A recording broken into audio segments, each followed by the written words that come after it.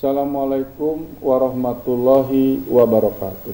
Waalaikumsalam warahmatullahi wabarakatuh. Innal hamdalillah nahmaduhu wa nasta'inuhu wa nastaghfiruh wa na'udzu billahi min syururi anfusina wa min sayyiati a'malina may yahdihillahu fala mudhillalah wa may yudlil fala hadiyalah.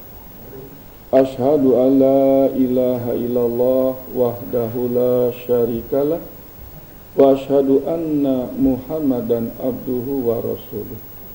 Allahumma sholli ala sayyidina Muhammadin wa ala alihi wa ashabihi ajmain, amma ba'd.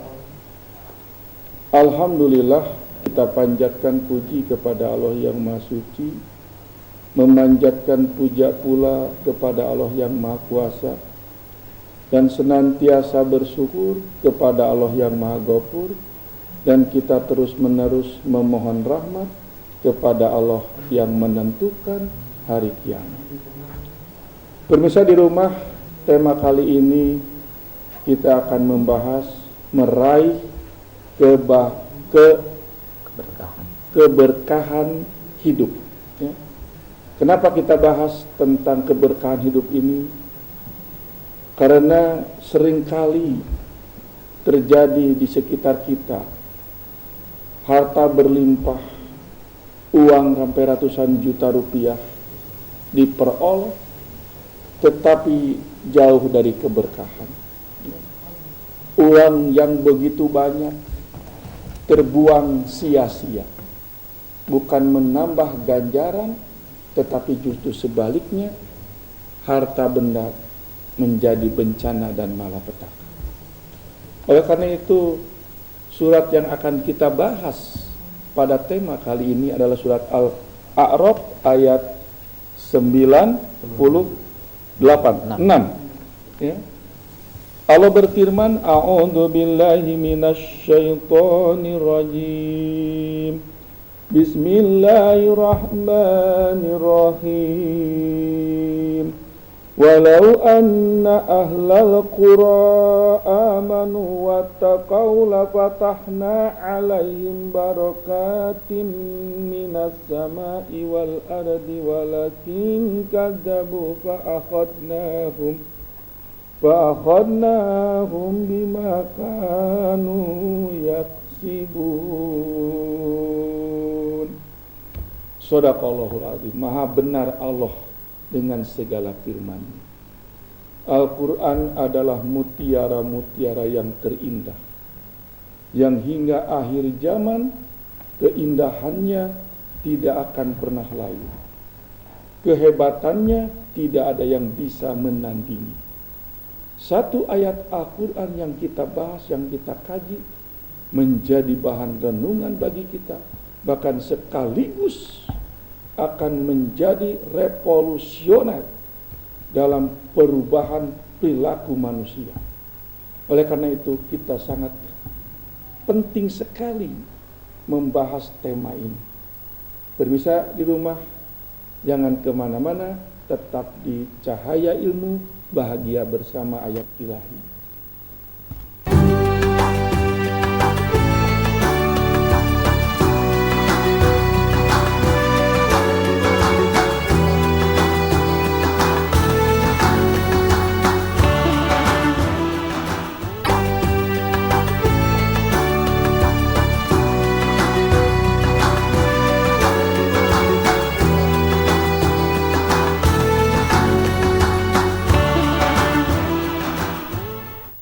Pemirsa di rumah yang dirahmati Allah Subhanahu wa Ta'ala, kita lanjutkan pembahasan, yaitu meraih keberkahan hidup. Ya. Tema ini sangat menarik sekali kita kaji dan kita bahas. Telah hadir di studio Bandung TV Bapak Dr. Haji Deden Suhendar, yang pada kesempatan ini beliau menjabat sebagai Rektor Universitas Al-Ghifari. Ya. Insya Allah tema yang kita akan bahas ini secara lebih luas, secara lebih lengkap akan dibahas oleh beliau. Pak Ustadz kita tadi telah menyinggung satu ayat Al-Quran, surat Al-A'raf ayat 96.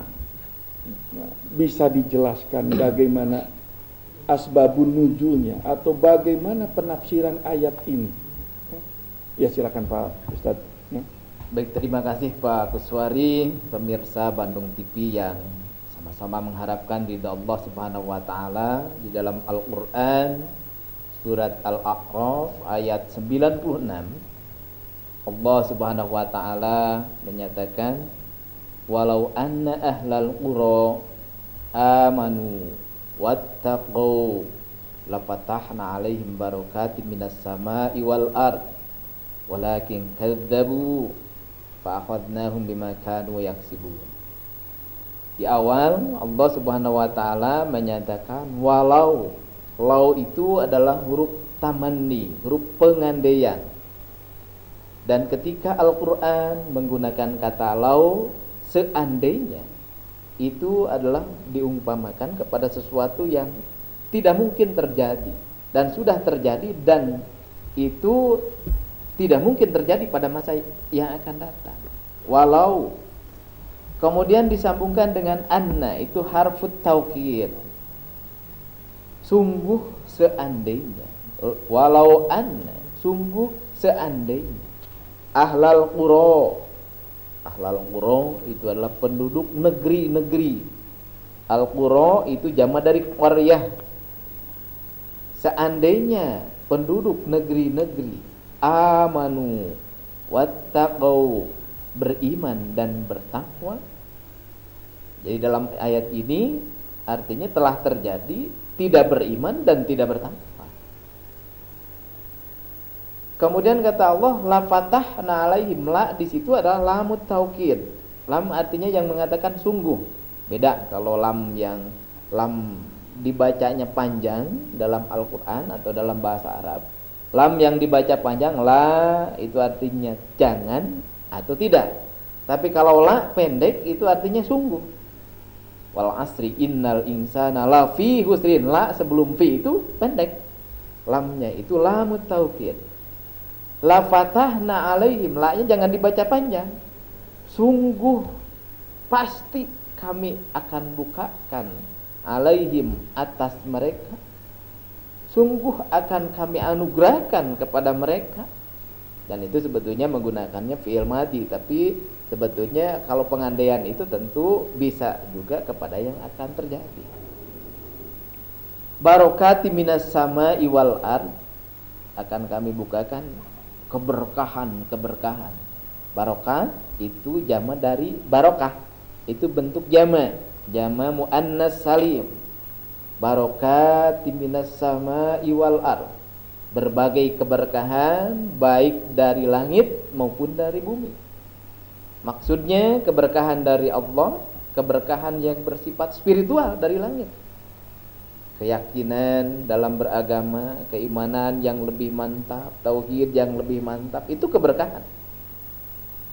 Minas sama'i wal ard, kemudian dari bumi, yaitu keberkahan bagaimana mendapatkan berbagai kemuliaan dalam hidup, rezeki yang melimpah dan penuh berkah, penuh manfaat. Anak-anak yang soleh bagaimana diberkahi dengan kesehatan. Dan Pak Kuswari, pemirsa Bandung TV yang sama-sama mengharapkan ridha Allah Subhanahu wa taala. Ukuran keberkahan kata Imam Al-Ghazali adalah tuzidukum fi ta'atillah. Al-barakatu tuzidukum fi ta'atillah. Maksudnya keberkahan itu diukur bagaimana bisa menambah ketaatan kita kepada Allah Subhanahu wa taala. Harta yang melimpah belum tentu barokah ketika tidak menjadikan kita semakin taat kepada Allah Subhanahu wa taala. Bisa jadi orang yang miskin malah miskinnya barokah ketika diuji dengan kemiskinan, semakin taat kepada Allah Subhanahu wa taala. Kesehatan belum tentu barokah ketika seseorang yang diberikan kesehatan oleh Allah Subhanahu wa taala tidak semakin taat kepada Allah Subhanahu wa taala. Tapi sebaliknya orang yang sakit bisa jadi malah barokah seperti Nabi Ayub alaihissalam. Nabi Ayub diuji oleh Allah dengan penyakit. Tapi Nabi Ayub alaihissalam diuji dengan penyakit, semakin taat kepada Allah Subhanahu wa taala, maka sakitnya menyebabkan dia berkah. Jadi yang ada di rumah sakit pun ada di rumah sakit pun jangan khawatir bahwa berkah itu tidak selalu identik dengan sehat. Ketika diuji dengan penyakit, semakin sadar bahwa kita akan menghadapi kematian, semakin memperbanyak taubat kepada Allah Subhanahu wa taala, itu menyebabkan berkah. Orang yang panjang umurnya belum tentu barokah ketika umur itu tidak digunakan untuk beribadah kepada Allah Subhanahu wa taala. Sehingga ketika Rasulullah ditanya, "Ya Rasulullah, man khairun nas?" Wahai Rasulullah, siapakah orang yang terbaik itu? Maka kata Nabi, khairun nas man tala umruhu wa hasuna amaluhu. Sebaik-baiknya manusia adalah orang yang panjang umurnya dan baik amalnya. Berkah itu. Berkah. Seperti hanya Rasulullah, usianya untuk ukuran manusia 15 abad yang lalu tidak terlalu panjang, hanya 63 tahun. Tapi usianya berkah karena penuh dengan ketaatan kepada Allah Subhanahu wa taala. Dan tentunya mafhum mukhalafah dari hadis tadi, orang yang paling buruk adalah man tola umruhu wa sa'a amaluhu. Orang yang panjang umur tapi jelek amalnya. Buat apa kita panjang usia tapi penuh dengan kemaksiatan, jauh dari menjalankan ketaatan kepada Allah Subhanahu wa taala. Pemirsa Bandung TV yang sama-sama mengharapkan ridha Allah Subhanahu wa taala, berdasarkan ayat tadi Al-A'raf ayat 96, ada dua syarat utama kalau kita ingin berkah dalam hidup kita. Beriman dan bertakwa. Beriman dengan penuh keyakinan, beriman kepada Allah Subhanahu wa taala, selaras antara itikad, ucapan dan perbuatan kita. Kemudian kita bertakwa, selalu berupaya menjalankan perintah Allah dan menjauhi apa yang dilarang. Kemudian kata Ibnu Abbas, ada 7 indikator keberkahan hidup. Yang pertama adalah bagaimana seseorang yang hidupnya berkah itu akan memiliki qalbun syakirun, hati yang senantiasa bersyukur. Jadi pemirsa, kalau ingin hidupnya berkah, kondisikan, upayakan untuk senantiasa bersyukur kepada Allah Subhanahu wa taala. Orang yang senantiasa bersyukur insya Allah akan mendorong ketaatan. Wujud rasa syukur yang paling utama adalah meningkatnya ibadah kepada Allah Subhanahu wa taala. Kemudian yang kedua, orang yang hidupnya berkah memiliki indikator, kata Ibnu Abbas, memiliki al-azwaj as-salihah, memiliki pasangan hidup yang soleh. Istri memiliki suami yang soleh, suami memiliki istri yang salihah. Dan tentu kalau kita sudah berkeluarga, bukan berarti ada ini mah tidak soleh kemudian harus diganti lagi. Bina, perbaiki, didik yang sudah ada dan berupayalah untuk menjadi pasangan yang soleh. Suami berupaya dulu menjadi suami yang soleh, istri berupaya dulu menjadi istri yang salihah. Maka insya Allah itu akan menambah keberkahan hidup kita. Dan yang ketiga kata Ibnu Abbas, indikator keberkahan hidup itu adalah memiliki al-aulad al-abror, anak-anak yang soleh. Dan insya Allah ketika kita memiliki anak-anak yang soleh, tentu bukan anak-anak yang hanya sukses karirnya, tapi bagaimana anak-anak itu selain sukses pendidikannya, sukses karirnya, tentu menjadi anak-anak yang soleh yang mendoakan bagi kedua orang tuanya, bukan hanya ketika orang tuanya masih hidup, tapi ketika orang tuanya setelah meninggal dunia. Dan itu yang akan menjadi bagian dari investasi dunia dan akhirat kita. Kemudian yang keempat, indikator keberkahan hidup kata Ibnu Abbas adalah al-bi'ah as-salihah, lingkungan yang baik. Ketika kita dipertemukan memiliki tetangga yang soleh, Ketika kita dipertemukan di kantor memiliki rekan kerja yang soleh. Ketika kita dipertemukan dengan sahabat-sahabat mungkin melalui media sosial di Facebook, di Twitter dan sebagainya, kita berteman dengan orang-orang yang soleh.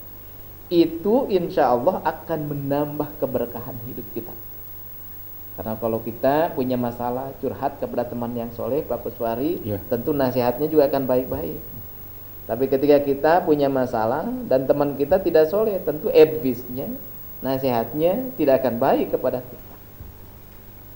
Kemudian yang kelima, ciri keberkahan hidup, indikator keberkahan hidup yang kelima kata Ibnu Abbas adalah al-mal al-halal, harta yang halal. Jadi kalau ingin berkah hidup kita pemirsa, upayakan jangan sampai rezeki kita, harta kita bercampur dengan yang haram, baik haram zatnya maupun haram cara memperolehnya. Dalam salah satu hadis Rasulullah menyatakan, la yadkhulul jannata damun walahmun nabata ala sufyan. Tidak akan masuk surga orang yang daging dan darahnya tumbuh dari barang yang haram. Naudzubillah min dzalik. Tentu ini akan menghalangi keberkahan hidup kita. Kemudian yang keenam, orang yang hidupnya berkah kata Ibnu Abbas adalah memiliki semangat at-tafaqquh fid din, memiliki motivasi yang kuat untuk memahami agama, diberikan keringanan untuk melangkahkan kaki ke majelis-majelis taklim, diberikan keringanan untuk senantiasa menuntut ilmu. Dan dalam salah satu hadis Rasulullah menyatakan, may yuridillahu bihi khairan yufaqihu fid din. Siapa yang diharapkan kebaikannya oleh Allah, maka dipahamkan dalam masalah agama. Oleh karena itu, ketika kita mengharapkan keberkahan hidup, berupayalah kita untuk senantiasa menambah ilmu kita. Karena kata Nabi, menuntut ilmu itu hukumnya wajib minal mahdi ilal lahdi. Sejak kita berada di aisan, berada di buayan ibu kita, sampai kita ke liang lahat. Jadi ujung-ujungnya baru gugur, baru selesai kewajiban kita menuntut ilmu setelah kita dikubur, setelah kita meninggal dunia. Oleh karena itu, kita harus senantiasa berupaya untuk menambah ilmu kita. Tentu tidak hanya jalur formal, bukan harus selalu kuliah jenjang S1, S2, S3 dan seterusnya. Tapi yang paling utama kita menuntut ilmu, apalagi sekarang banyak media, bisa melalui televisi, melalui koran, melalui internet dan sebagainya. Gunakan sebagai anugerah dari Allah untuk menambah ilmu kita. Kemudian yang terakhir kata Ibnu Abbas, yang ketujuh, indikator keberkahan hidup seseorang itu bisa dilihat dari al-umru al-mubarak. Umurnya penuh dengan berkah, umurnya penuh dengan kemanfaatan, bukan hanya untuk dirinya, tapi bermanfaat untuk orang lain. Sejalan dengan hadis Nabi, khairun nas anfa'uhum linnas. Sebaik-baik orang adalah yang paling bermanfaat bagi orang lain. Orang yang umurnya berkah tentu tidak menjadi troublemaker, tidak menjadi penyebab kesulitan bagi orang lain. Ucapannya suka menyinggung orang, perbuatannya suka mengganggu orang lain, tangannya suka usil, menyebabkan orang lain tidak nyaman, tidak senang dengan perbuatannya, tidak senang dengan ucapan. Sehingga pantaslah kalau Nabi mengatakan, al-muslimu man salimal muslimuna min lisanihi wa yadihi. Muslim sejati adalah muslim yang mampu menyelamatkan ucapan dan perbuatannya untuk tidak mengganggu orang lain. Tentu mudah-mudahan kita mampu memaknai keberkahan hidup kita dengan 7 indikator itu. Mudah-mudahan kita semakin menambah keberkahan dari sisa usia kita. Dan inilah barangkali yang dimaksud oleh Allah Subhanahu wa taala dalam Al-Qur'an surat Al-A'raf ayat 96 tadi. Walau anna ahlal qura amanu wattaqau lafatahna alaihim barakatim minas sama'i wal ardh. Walakin kadzabu, kata Allah, tapi mereka mendustakan ayat-ayat Allah, mereka tidak beriman kepada Allah, fa akhadnahum bima kanu yaksibun, maka kami siksa dengan atas penyebab perbuatan mereka. Demikian Pak Kuswari barangkali ya. Pemirsa di rumah, menarik sekali pembahasan tentang tema kali ini, meraih keberkahan hidup.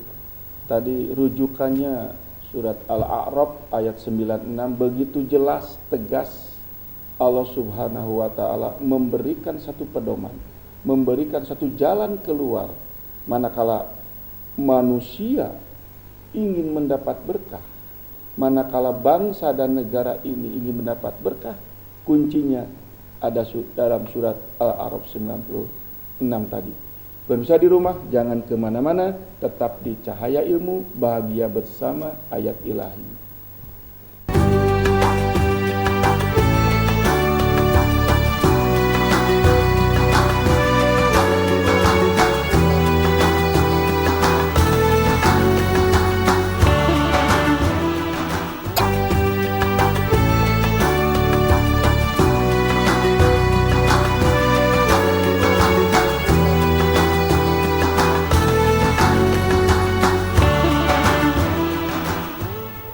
Baiklah pemirsa di rumah yang dirahmati Allah, kita lanjutkan pembahasan tentang keberkahan hidup ini. Tadi disinggung ada keberkahan yang akan diturunkan oleh Allah dari langit dan dari bumi. Tetapi kepada siapa itu diturunkannya? Pak Ustadz bisa dijelaskan tadi secara lebih lengkap lagi pengertian barokah itu diturunkan dari langit dan dari bumi. Ya. Baik Pak Kuswari dan pemirsa di rumah, keberkahan yang diturunkan dari langit maksudnya kalau kita lihat dalam tafsir Pak Quraisy Shihab, dalam tafsir Al-Misbah, bisa dilihat juga dalam tafsir Ibnu Katsir, yang dimaksud dengan keberkahan dari langit itu adalah keberkahan spiritual. Bagaimana ketika seseorang diberikan keberkahan spiritual, diberikan keyakinan, keistiqomahan dalam hidup, hidupnya tenang, tidak resah, tidak gelisah. Karena banyak orang yang hidupnya sebetulnya secara materi kaya raya, jabatannya tinggi, ilmunya banyak, tapi tidak tenang, resah, gelisah, banyak ketakutan, banyak kekhawatiran yang melanda banyak orang sekarang. Betul. Ini ya. Kemudian juga bagaimana sulit untuk menjalankan ketaatan kepada Allah Subhanahu wa taala. Jadi bagaimana ketika melangkahkan kaki ke masjid sedemikian berat, itu bukan berkah hidupnya. Ketika akan mengeluarkan harta di jalan Allah sedemikian berat, selalu hitung-hitungan. Padahal Allah memberikan nikmat kepada kita tidak pernah perhitungan. Sementara kalau kita kepada Allah seringkali hitung-hitungan. Mendengar pengajian terlalu lama kita menggerutu. Jumatan, bapak-bapak ketika Jumatan khotibnya lebih dari 10 menit menggerutu. Apalagi kalau tarawehan Pak Kuswari, ya. Tarawehan itu biasanya saya ketika keliling-keliling ceramah taraweh, banyak diantaranya ada di antara mimbar masjid itu ada tulisan, tanpa mengurangi rasa hormat atas permintaan jamaah, ceramah tarawih jangan lebih dari 10 menit. Kita seringkali perhitungan kepada Allah Subhanahu wa taala, padahal Allah tidak pernah perhitungan kepada kita. Nah, orang yang diberikan keberkahan dari langit itu mendapatkan kenikmatan ketika menjalankan ibadah, nikmat ketika membaca Al-Qur'anul Karim. Sehingga ketika ada imam sholat mungkin yang panjang bacaannya, seperti di Masjid Nabawi, di Masjidil Haramnya panjang-panjang, kita nikmat.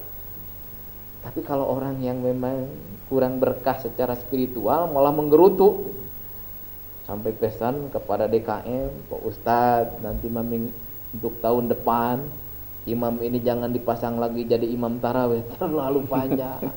Kurang berkah secara spiritual, tidak bisa menikmati ketika melaksanakan ketaatan, ketika beribadah, tidak merasakan nikmatnya saum yang wajib, apalagi yang sunnah. Tidak merasakan nikmatnya bagaimana ketika kita berinfak, mengeluarkan harta bagi orang yang berkah secara spiritual, itu merasakan nikmat al-yadul ulya khairum minal yadi sufla, kata Nabi. Tangan yang di atas itu jauh lebih baik daripada tangan yang di bawah. Orang yang berkah secara spiritual ketika mampu memberi kepada orang lain itu merasakan nikmat yang luar biasa. Kalau kita, kebanyakan baru nikmat ketika kita diberi, ketika kita mendapatkan dari orang lain. Padahal bagi orang yang meningkat secara spiritualnya justru merasa nikmat ketika kita mampu memberi kepada orang lain. Kemudian berkah dari bumi. Nah, berkah secara materi. Ketika kita yang hidupnya berkah, bertani, bercocok tanam, banyak untungnya. Kemudian dari hasil pertanian itu banyak bermanfaat, bukan hanya untuk diri sendiri, tapi juga bermanfaat bagi orang lain, untuk membantu orang lain. Orang yang berkah diberkahi dari bumi. Ketika mendapatkan ilmu, ilmunya bermanfaat, berpeluh keringat. Orang yang berkah ilmunya itu sibuk mengamalkan ilmunya, dan banyak orang yang mendapatkan manfaat dari ilmunya itu. Orang yang menjadi pengusaha yang diberkahi dari bumi, usahanya sukses. Kemudian banyak orang yang mendapatkan manfaat, yang mendapatkan keuntungan dari usaha itu. Saya sering iri Pak Kuswari kalau melihat para pengusaha yang bisa mempekerjakan banyak karyawan, banyak orang yang dihidupi, itu luar biasa, double efek. Dirinya sendiri beruntung, sementara orang lain juga mendapatkan keberkahan, mendapatkan keuntungan, kemanfaatan dari usaha yang dia lakukan. Ini yang luar biasa, tentunya berkah dari langit dan berkah dari bumi. Kemudian berkah dari bumi juga bagaimana ketika kita mendapatkan kenikmatan dari Allah Subhanahu wa taala, tentu bermanfaat. Karena banyak orang yang mendapatkan rezeki dari Allah kurang bermanfaat. Contoh kecil, banyak orang yang diberikan anugerah oleh Allah bisa membeli kursi yang bagus. Kursinya bagus, tapi mohon maaf, ketika bujur Nabi Sulan wae tidak bisa duduk dia di atas kursi itu, kurang berkah. Banyak orang yang bisa membeli daging kambing tapi tidak boleh oleh dokter karena kolesterol tinggi, kadar gula darah tinggi, asam urat tinggi, kurang berkah. Banyak orang yang punya rumah yang megah, yang mewah, tapi kurang berkah ketika jarang tidur di rumah. Seringkali tidurnya di rumah sakit. Iya. Silakan ada telepon. Ya, silakan pemirsa di rumah. Halo. Warahmatullahi wabarakatuh. Waalaikumsalam. Silakan Bu. Ya, Ustaz, ya. masih mau bertanya. Iya. Dengan pertanyaan yang kemarin. Iya. Ya, Ibu. Tentang kehilangan barang. Ustaz, Iya. apakah Allah menguji hambanya setelah diuji kehilangan anak dan kehilangan barang lagi? Alhamdulillah Pak Ustaz, tapi hati tidak gelisah dan tidak resah. Bahkan saya serahkan semuanya kepada Allah. Cuman yang saya pertanyakan Pak Ustaz,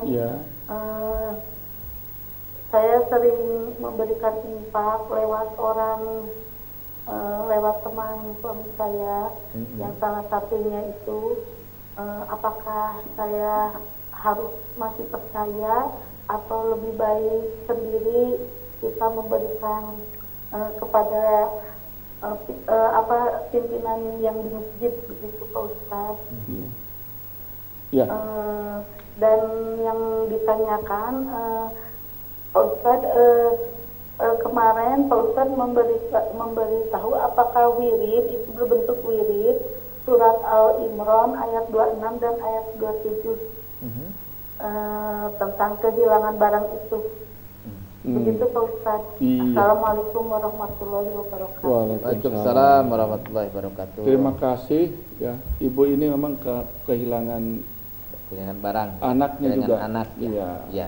Kemudian jadi disinggung tadi surat Ali Imran. Betul. Nah ini sebetulnya Ibu Nunung, sunnah Rasulullah ketika terkena musibah itu berdoa.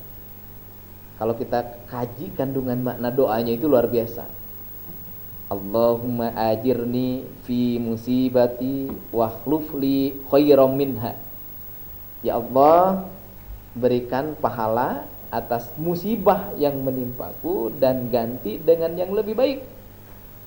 Ketika kita kehilangan anak, sebetulnya itu diambil oleh zat yang lebih cinta daripada kita dan pemilik yang sebenarnya. Dan insya Allah akan bertemu lagi nanti di akhirat kalau kita sama-sama soleh, sama-sama beriman, sama-sama bertakwa kan gitu. Bentar. Ya silakan. Silakan. Dulu. Halo. Waalaikumsalam. Silakan Bu, dengan siapa? Sekarang hamba Allah. Mangga Bu, iya silakan.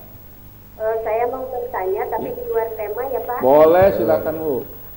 Bagaimana kalau istri dicerai, sedangkan suaminya meninggalkan hutang piutang, tapi istrinya tidak tahu. Apakah istri itu kalau tidak membayar dosa enggak Pak? Iya. Iya. Iya. Assalamualaikum. Waalaikumsalam warahmatullahi wabarakatuh. Iya, itu persoalannya menarik sekali. Dengan ibu hamba Allah.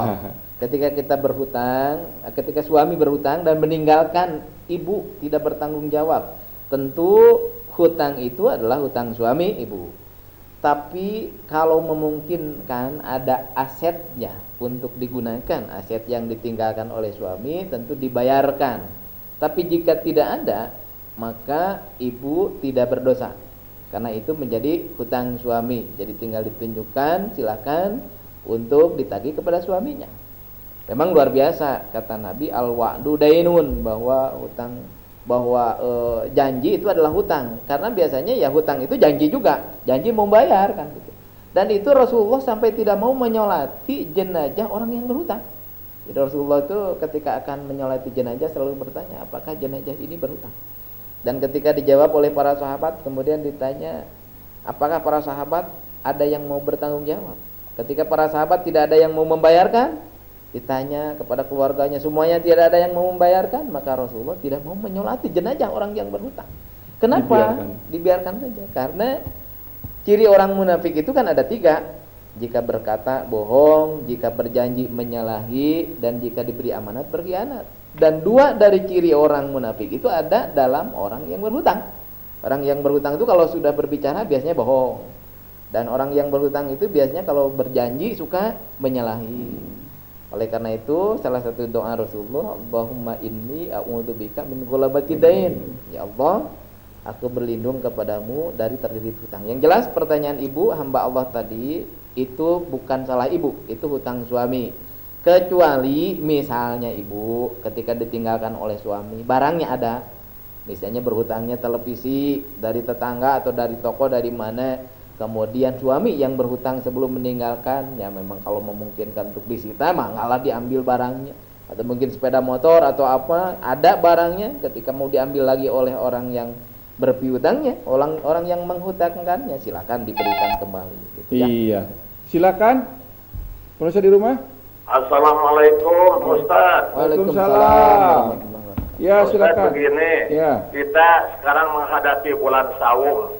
Ya Pak. Biasanya dalam bulan Saum MUI atau Pemda suka mengeluarkan aturan tidak boleh ada hiburan maksiat dalam bulan Saum.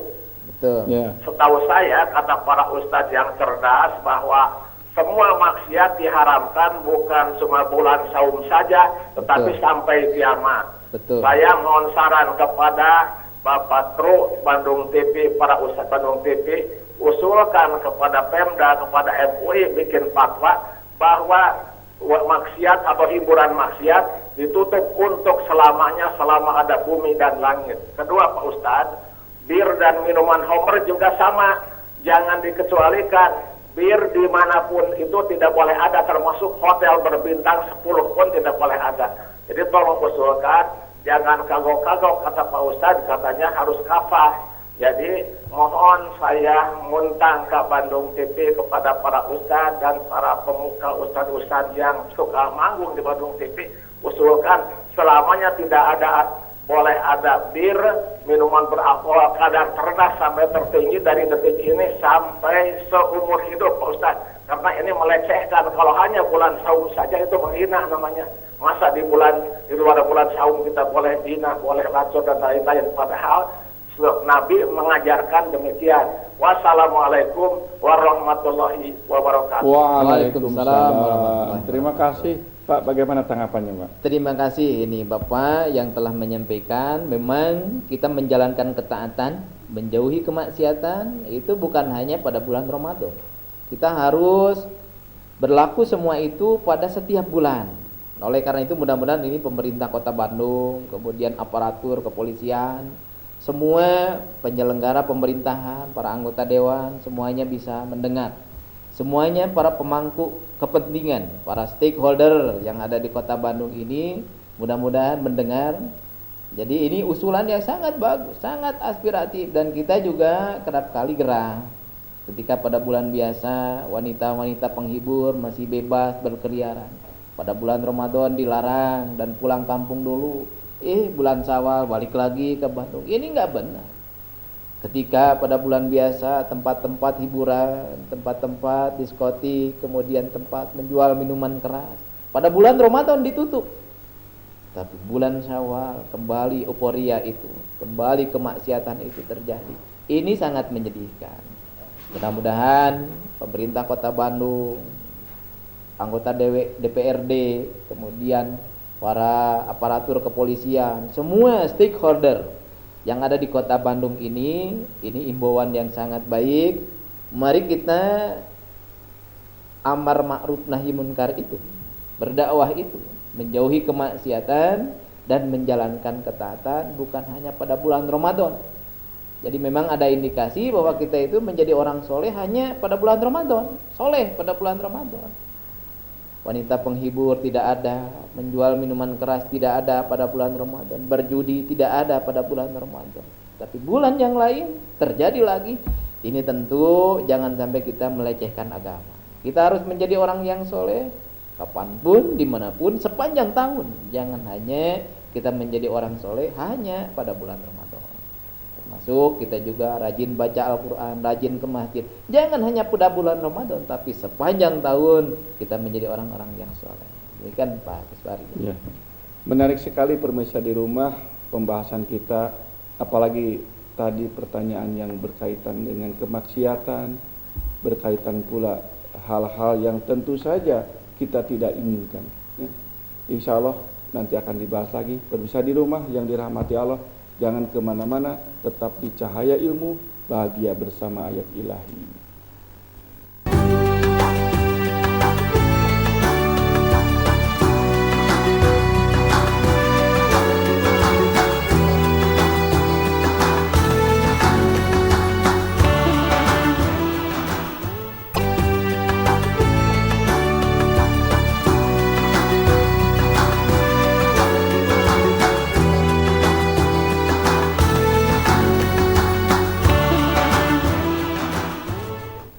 Baiklah pemirsa di rumah yang dirahmati Allah, kita lanjutkan pembahasan tentang meraih keberkahan hidup. Tadi pertanyaan Ibu Nining sangat menarik sekali, bertalian dengan musibah. Seringkali orang pada saat tertimpa musibah atau bencana, seringkali menyalahkan bahwa itu adalah perbuatan dosa, akibatnya Allah memberikan sebuah musibah. Nah itu Pak Ustadz barangkali bisa dijelaskan secara lebih terinci ya. Baik, Ibu Nunung tadi di Maleber belum selesai. Sebentar ada pertanyaan, silakan. Halo. Assalamualaikum. Waalaikumsalam. Iya. Begini Pak, bicara tentang keberkahan. Iya. Saya udah lama nganggur ya. Iya. Terus ketika nganggur itu sering tahajud, Iya. minta sama Allah, sholat Allah waktu. Tapi sekarang udah punya pekerjaan yang dituntut oleh target, sehingga fokus sama target. Kadang-kadang kecapean, salat subuh sering kesiangan, tahajud udah jarang karena kadang-kadang sering mimpi tentang target kerja. Apakah itu tanda kurang berkahnya pekerjaan itu? Iya. Terima kasih Ustaz. Ya. Terus satu lagi Ustaz, Ya silakan. ketika ada di masjid, orang-orang sholawatan dan di tengah-tengah masjid nyimpan aqua ya, air dikelilingi oleh sholawatan supaya air itu mengandung keberkahan. Apakah itu benar atau tidak? Terima kasih. Assalamualaikum. Waalaikumsalam warahmatullahi. Menarik sekali ini dari hamba Allah Pertanyaannya boleh jadi mungkin juga dialami oleh yang lainnya. Pak Ustadz, bagaimana kita menanggapi persoalan ini? Ini Bapak hamba Allah di Bandung. Jadi awalnya ketika menganggur rajin tahajud, rajin sholat malam, rajin baca Al-Quran, bahkan sholat juga selalu tepat di awal waktu. Tapi setelah bekerja karena sibuk, bukan hanya tahajud yang sering tertinggal, bahkan sholat subuh juga sering kesiangan. Bahkan Bapak ini luar biasa sampai mimpi target karena dikejar target begitu. Bapak, ini ujian dari Allah Subhanahu wa taala. Harusnya kita menghindari sesibuk apapun, kita harus senantiasa konsisten dalam beribadah, paling tidak yang wajib. Jadi jangan sampai kesiangan. Itu ujian dari Allah, seperti kasus yang menimpa Sa'labah. Sa'labah itu salah seorang sahabat Nabi yang tadinya miskin, kemudian minta didoakan kepada Rasulullah, ya Rasulullah, doakan saya agar mendapatkan rezeki yang barokah. Kemudian oleh Rasulullah didoakan, kemudian diberi seekor kambing. Setelah kambingnya beranak pinak, kambingnya kambing bunting ya yang diberikan itu. Setelah beranak pinak, kemudian hartanya melimpah, ibadahnya malah rusak. Malah ketika diminta untuk berzakat saja oleh Rasulullah, dia tidak memberikan zakatnya. Ini ujian dari Allah Subhanahu wa taala. Tentu jangan sampai ketika kita sedang diuji dengan kesulitan, kita sukses. Diuji dengan kesulitan itu dan menjalankan ketaatan.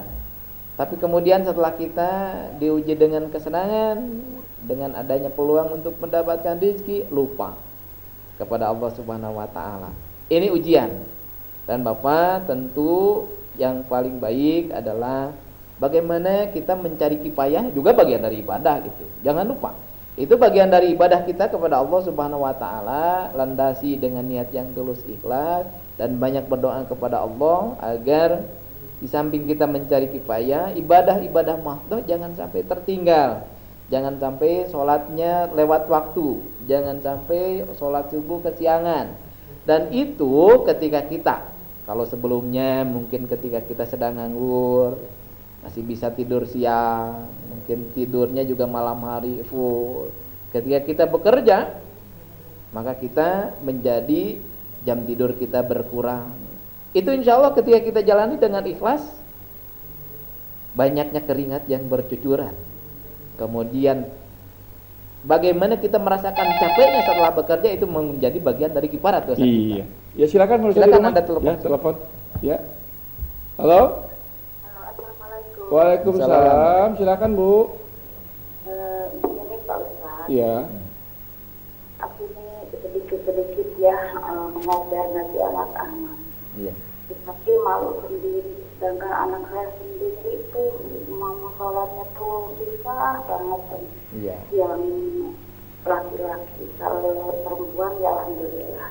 Gimana caranya supaya bisa ikut sama anak-anak aku? Pak Ustaz, minta doanya.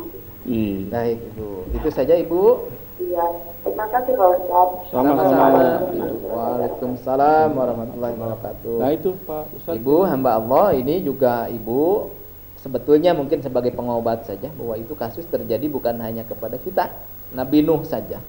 Dalam Al-Quran dijelaskan bahwa Nabi Nuh itu putranya saja tidak beriman. Ketika Nabi Nuh beserta jamaahnya itu naik ke kapal, putranya itu tidak ikut, bahkan istrinya tidak ikut. Nah, tapi tentu bukan menjadi justifikasi.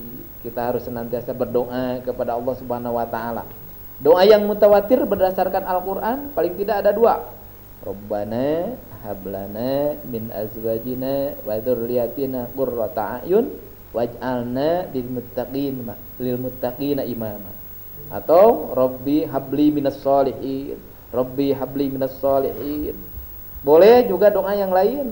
Allahumma ij'al auladana wa ikhwanana alimina salihina mujahidin muti'ina awamirak mujtanibina nawahiyaka wahfadhum min kulli syarrin dhahiran batinan dunya wa ukhra. Itu bukan dari Al-Qur'an itu. Tapi itu doanya sangat bagus. Nah, intinya kita berdoa tapi terus juga berupaya. Berupaya pilihkan teman-temannya, anak-anaknya itu jangan anak-anak yang kurang bagus. Itu kewajiban orang tua. anak kita lihat. Mungkin kalau ibu bisa Facebookan, karena biasanya anak-anak sekarang melek media sosial, lihat di Facebooknya temennya siapa aja, teman Twitterannya, kemudian mungkin teman kesehariannya, dia bergaul dengan siapa, karena biasanya pengaruh teman itu sangat kuat. Kemudian yang berikutnya juga ibu lihat apakah ayahnya, karena biasanya anak laki-laki, tadi ibu mengatakan anak laki-laki ini agak susah. Yang menjadi uswah, yang menjadi figur bagi seorang anak itu ayah. Dilihat, dievaluasi ayahnya, sejauh mana peran ayahnya dalam memberi contoh. Apakah ayahnya telah memberi contoh dengan bagus? Kemudian yang kedua, kalau contoh ayahnya sudah bagus, apakah ayahnya juga punya itikad yang sama, punya motivasi yang sama untuk mengarahkan anak seperti ibu? Jadi misalnya kalau ibu mah cerewet ke anak teh, ibu mah telaten, sering mengingatkan. Nah, coba dievaluasi, apakah suaminya juga sama atau tidak? Iya. Karena ketika beda biasanya juga beda. Iya, silakan. Pengaruhnya beda. Halo. Assalamualaikum. Waalaikumsalam. Silakan, Bu. Saya dengan Ibu Ende. Iya, Bu. Iya, silakan. Iya. Mau bertanya, Pak. Iya. Ya. Ya, tentang ujian kesabaran Iya. atau menikmati musibah gitu Iya. ya. Ya, Ibu. Ya, rasanya kita mempunyai keterbatasan. Ya, kata orang sih sabar itu ada batasnya. Betul. Tapi kan kalau menurut ukuran Allah mungkin tidak ada batasnya. Nah, bagaimana ketika saya diberikan ujian dengan pasangan hidup yang terus-menerus memberikan, ya ibaratnya rasa sakit gitu, Pak. Betul. Kalau anak-anak saya alhamdulillah soleh, tiga-tiganya alhamdulillah, tapi saya selalu dibohongi oleh suami yang berpoligami gitu, Pak. Ya. Bagaimana cara saya menyikapi rasa sakit hati yang sangat luar biasa, karena kesana bohong, kesini mengadu domba, dan lain mengadu domba. Sedangkan saya punya keterbatasan kesabaran gitu, Pak. Bagaimana saya menyikapi hal ini? Terima kasih. Assalamualaikum warahmatullahi wabarakatuh. Waalaikumsalam warahmatullahi Itu, Pak Ustadz, wabarakatuh. persoalan yang sungguh Ya. membuat kita tersentuh ya. Bagaimana, Pak Baik. Ustadz? Tanggapan? Ibu Enden, jadi memang kalau kita melihat Siti Asyah, apalagi diuji oleh Allah, suaminya itu Fir'aun, Bu. Siti Asyah itu Fir'aun yang durjana, bahkan mengaku diri sebagai Tuhan. Suami ibu masih orang Islam dan suami ibu berpoligami. Pertama, saya harus garis bawahi, saya harus ingatkan bahwa kalau berpoligami ada dasarnya di dalam Al-Quran, walaupun syaratnya yang ketat. Syaratnya harus mampu berlaku adil. Selama mampu berlaku adil dan memang ada alasan. Alasannya seperti Nabi Ibrahim itu karena tidak diberi keturunan, atau mungkin seperti Rasulullah untuk menolong anak-anak yatim, atau mungkin juga alasannya ketika kebutuhan-kebutuhan pribadi suami tidak terpenuhi. Nah, ini harus dilihat penyebabnya. Tapi kalau yang lain-lainnya mungkin ketika suami itu sering berbohong, nah ini jangan sampai terjadi, karena banyak, Pak Kuswari, orang yang berpoligami itu menjalankan sunnah Rasul tapi berbohong terus dijalani. Nah, ini jadi yang namanya berpoligami itu boleh, ada landasannya di dalam Al-Quran, tapi ada syarat, fa in khiftum alla ta'dilu fawahidatan. Jika kamu tidak mampu berlaku adil, maka satu saja. Mampu berlaku adil, mampu senantiasa menjaga kejujuran, karena tidak ada satu dalil pun yang membolehkan kalau orang berpoligami itu boleh berbohong. Kalau orang yang berpoligami itu boleh mengibuli istrinya.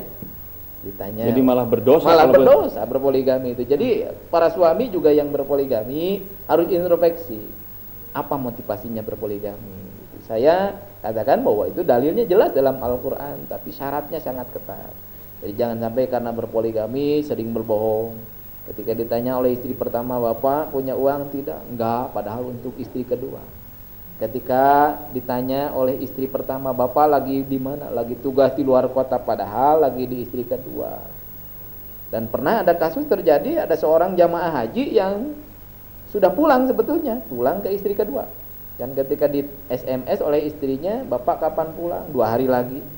Ternyata hari itu ada kabar bahwa suaminya meninggal dunia dan meninggal dunia di istri keduanya. Ini terjadi. Kebetulan saya ya di kota Bandung itu terjadi. Ini poligami yang nggak benar, dicampuri dengan bohong, dicampuri dengan mengibuli istri. Ibu mungkin ada masalah lain di luar masalah poligami yang menyebabkan ibu berat, mungkin karena perilaku atau sikap suami yang kurang baik. Ibu senantiasa berupaya juga introspeksi diri. Mungkin apa penyebabnya? Mungkin karena ibu sikap selama ini servis kepada suami yang kurang bagus dan sebagainya. Silakan diintrospeksi. Silakan ada telepon. Silakan. Halo. Assalamualaikum. Waalaikumsalam. Dengan ibu siapa, Bu? Pak Ustad. Ya. Abdi punten pada tumaros. Mangga, Bu. Mangga. Upami istri anu didoliman ku sarogena kumaha Pak? Kangen ganjaran atau napi itu Pak? Iya. Iya. Tentang sebuah suami itu didoliman keras terus ditinggalkan nikah dugi ka ayeuna. Iya. Baik. Mangga, Ibu atas, Bu. Iya. Mangga. Baik Ibu, ketika kita didolimi tentu bukan hanya oleh suami, maka itu menjadi bagian dari kifarat dosa kita. Karena diantaranya pada hari akhirat nanti Pak Kuswari, Iya. itu ada orang yang muflis, ada orang yang pahalanya banyak, tapi pada hari akhirat nanti habis pahalanya karena suka mendolimi orang lain dan pahalanya diambil oleh orang yang didolimi. Itu. Nah ini jadi kalau ibu terus menerus didolimi, maka itu ada peluang ibu untuk mendapatkan pahala-pahala dari orang yang mendolimi. Ya, dan itulah berkah bagi dan ibu. Itulah berkah bagi ibu, tapi tentu harus introspeksi, jangan terlalu pede. Jangan-jangan salah dalam mengintrospeksi, karena banyak orang yang merasa didolimi sebetulnya perilaku dirinya yang kurang bagus gitu. Itu juga harus introspeksi. Kalau memang betul-betul terdolimi, bagi orang yang didolimi itu diantaranya insya Allah kalau orang yang didolimi itu doanya selalu mustajabah. Pasti itu, Bu. Dakwatul madlum kata Nabi, doa orang yang terdolimi itu insya Allah itu mustajabah. Tentu jangan digunakan untuk mendoakan negatif bagi orang lain. Nah, ketika ibu didolimi, salah satu hal yang harus didoakan, ya Allah, mudah-mudahan suami saya pikirannya, qalbunya dibalikan dari arah yang tidak baik menjadi baik, dijadikan dari ketidaksolehannya menjadi soleh. Doakan agar suaminya menjadi orang yang soleh. Dan tentu sambil terus berupaya, berikhtiar, berdialog dengan suaminya. Kenapa sikap suaminya seperti itu? Karena bisa jadi ada sebab. Bisa jadi ada sebab mengapa suami ibu bersikap seperti itu. Kalau kemudian tidak ada sebab apa-apa, mungkin itu hanya karakter suami, itu betul-betul ujian dari Allah, jalani dengan ikhlas, dan insya Allah ya itu seperti Siti Asyah ketika menghadapi Fir'aun dan menyebabkan Siti Asyah itu dicanangkan sebagai salah seorang wanita calon penghuni surga, begitu dalam salah satu hadis. Ustaz, ini tadi ada yang menarik pertanyaan dari pemirsa di rumah tentang air. Apakah kalau dalam pengajian itu tadi pertanyaan betul. Tolong Pak Ustaz dijelaskan. Ya, jadi itu intinya begini. Kita dalam beribadah itu tentu harus melihat bagaimana contoh yang dilakukan oleh Rasulullah. Dan kalau kita melihat hadis-hadis sampai saat ini saya belum menemukan ketika beribadah, ketika kita misalnya berzikir, bersolawat, itu ada menggunakan media air untuk menambah keberkahan. Intinya kalau kita belum menemukan dalilnya, tentu tinggalkan. Karena kita belum menemukan dalilnya bahwa bagaimana Rasulullah mencontohkan atau para sahabatnya mencontohkan seperti itu. Dan itu tidak ada contoh dari Rasulullah. Ketika air disimpan dalam sebuah pengajian, kemudian air itu diberikan kepada yang sakit, itu sebenarnya tidak ada dalilnya. Kecuali kalau hanya untuk menjadi penawar haus saja, mangga silahkan. Ya, penawar haus. Ya. Pemirsa di rumah, sangat menarik sekali pembahasan kita. Kesimpulan yang kita bisa peroleh bahwa keberkahan hidup itu bisa diraih oleh siapapun. Kendati pun misalnya profesi sebagai tukang beca, sebagai supir angkot, sebagai pemulung sekalipun, kemudian sebagai penjaga keamanan, sebagai satpam, keberkahan bisa diperoleh kalau kita beriman dan bertakwa kepada Allah Subhanahu wa taala. Itulah pemirsa di rumah, alhamdulillah kita telah tuntas hari ini. Mudah-mudahan Allah senantiasa membukakan keberkahan kita, membukakan hati kita untuk senantiasa tunduk dan taat menjalankan perintah Allah Subhanahu wa taala. Amin. Rabbana atina fid dunya hasanah wa fil akhirati hasanah wa qina adzabannar. Subhana rabbika rabbil izzati amma yasifun wa salamun alal mursalin walhamdulillahi rabbil alamin. Billahi taufiq wal hidayah. Wassalamualaikum warahmatullahi wabarakatuh. Waalaikumsalam.